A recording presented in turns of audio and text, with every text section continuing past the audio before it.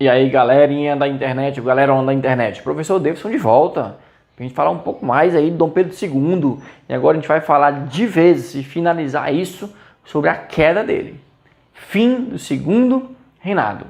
Tá? Acaba em 1889 com a proclamação, o golpe republicano, galera. Tá? Então vamos fazer mais um trajeto a respeito disso, mostrando o que levou à queda de Dom Pedro II aí, pensativo, né?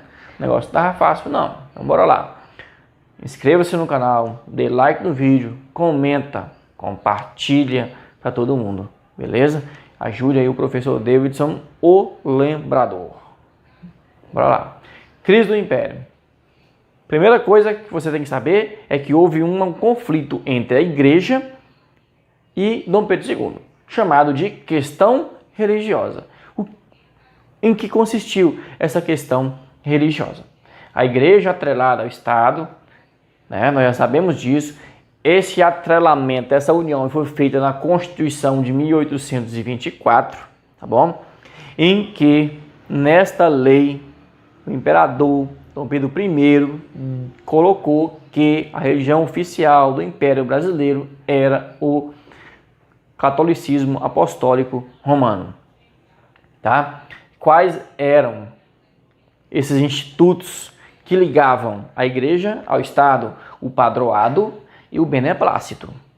Bom? Ou seja, o padroado e o beneplácito dava ao imperador, tá? Dispositivos, poderes para interferir nas ações da igreja católica aqui dentro do Brasil, tá bom? Aí vai acontecer um episódio aí no meio disso tudo. Olha só. 1864, o Papa Pio IX, tá, lança a bula Sílabus. Tá, diz o seguinte: maçons expulsos dos quadros da igreja. Mas os maçons que frequentavam a igreja no Brasil deveriam ser expulsos e não frequentar mais a igreja aqui no Brasil. Aí o negócio pegou. Dom Pedro II, ele era maçom. A elite brasileira era maçom. E agora? O que vai acontecer? E, professor, o que é maçom? Tu pesquisa aí agora, né? Tu quer saber tudo? Pesquisa aí. Maçonaria. Quem são os maçons? Dá uma digitada e você vai saber um pouquinho desses caras. Tá bom?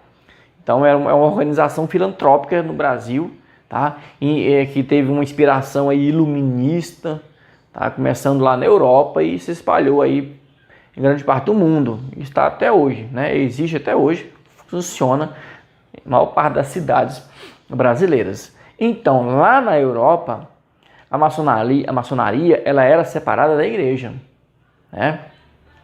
Aqui no Brasil a gente permitia, só que o Papa vai dizer assim, não é para permitir não, e expulsa os maçons da igreja.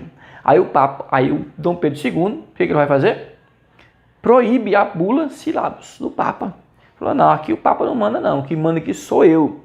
Maçom aqui no Brasil vai continuar frequentando a igreja, a missa, do jeito que frequentava. Tá? Dom Pedro II proíbe tal determinação no Brasil. Ele não aceita. Aí o que acontece? A igreja no Brasil vai romper relações, vai ter uma DR, né? Não vão mais se bicar, igreja e Estado. Ou seja, Dom Pedro II perde um grande apoio, né? Uma igreja católica, gente. Ele perde um grande apoio, um ponto de sustentação do seu governo. Tá ok? Então, bora lá. Bispos de Olinda e Belém descumprem o imperador e são presos. Ou seja, os bispos de Olinda e Belém, eles acatam a ordem do Papa e não permitem e expulsam os maçons da igreja. Aí o imperador manda prender os dois, tá? Posteriormente eles são anistiados, são perdoados. A igreja deixa de prestar apoio ao imperador. Ou seja, a igreja rompe com o imperador aqui no Brasil. Então Dom Pedro II perde do seu apoio. Outra questão, outro problema da crise e o fim do segundo reinado. Questão militar. Porque os militares também romperam com Dom Pedro II, hein? O exército ele era desprestigiado pelo governo, né? Tinha baixos salários, soldos, né? pouca aparelhagem e pouco investimento. O governo gostava da Guarda Nacional, né? Pagava bem, tá? Investia bacana. Agora o Exército, coitado, ó, dislike, né? Então, o Exército fortalecido nacionalmente após a Guerra do Paraguai. Aí, este é o ponto fundamental, né? Nós vimos aí no último vídeo, vídeos anteriores, a Guerra do Paraguai. E o Exército vai lá no Paraguai e volta vitorioso, e volta todo inchado, cheio de moral. E agora o Exército vai querer o quê? Mais direitos. O Exército volta cobrando. Quer ser votado, quer votar, quer mais direitos políticos que ele não tinha. Quer mais dinheiro, quer mais investimento, quer mais visibilidade perante a sociedade. O imperador não vai dar, né?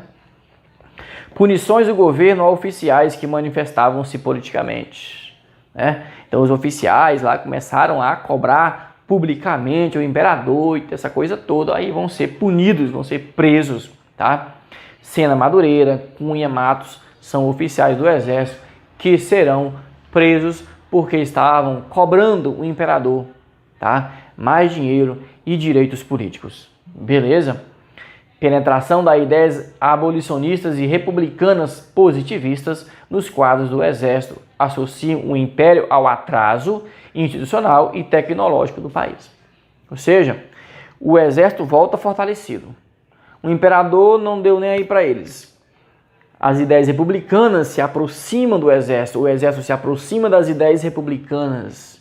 E agora eles começam a pensar que o império é algo atrasado que não deve mais continuar. Beleza, hein? E agora o que vai acontecer? O Exército vai começar a defender a causa republicana e defender o fim do governo de Dom Pedro II. Tá certo? Vai defender agora uma proclamação da República, um outro regime político, uma nova forma de governar no Brasil. Então, a igreja já tinha largado o imperador.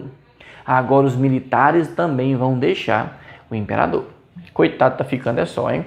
Questão republicana. Terceiro fator de crise do segundo reinado, Dom Pedro II, hein, galera? 1870, a galera lança o Manifesto Republicano no Rio de Janeiro. Dissidência radical do Partido Liberal. Ou seja, dentro do Partido Liberal, um grupo começou a defender a República Brasileira e um grupo continuou a defender o Império. Tá? E fizeram um manifesto. O que é um manifesto? É um documento para dizer as suas ideias.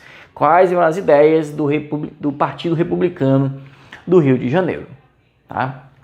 1873, fundação do PRP, Partido Republicano Paulista, vinculado a importantes cafeicultores do estado.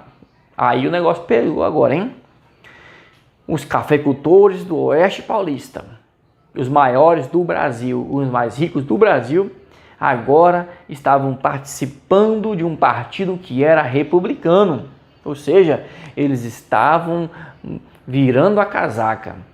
Eles que eram grandes defensores do Império, tá? Agora eles estão defendendo a República.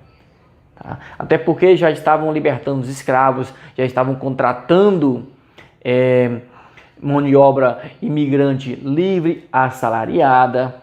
Tá? Isso tudo fez com que o pensamento dos cafeicultores do Oeste Paulista, tá?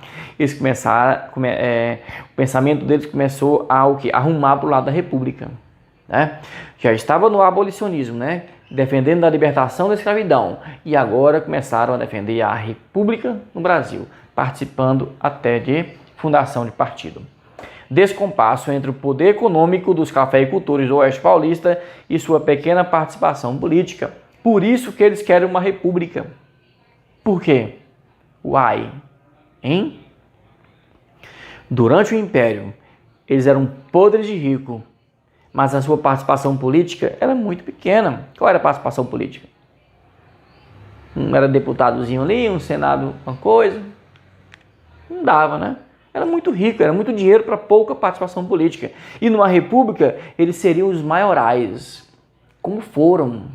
E a gente vai ver quando a gente começar a falar da República Velha, a República Café com Leite, a República dos Oligarcas. Tá certo?